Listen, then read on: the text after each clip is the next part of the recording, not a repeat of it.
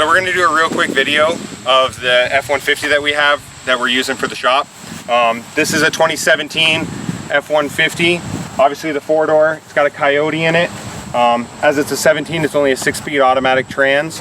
What we did with this truck is it's got a leveling kit in the front, 2.5 inches.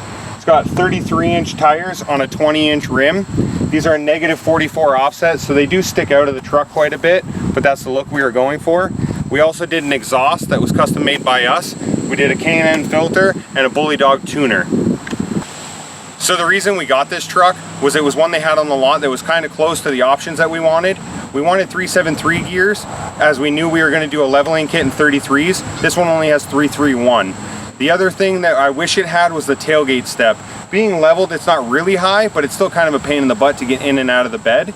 So on the next truck that we get, we're gonna have both those options and hopefully a diesel. So one of the things that I wasn't planning on getting when we bought this truck, but it did come with, was the navigation.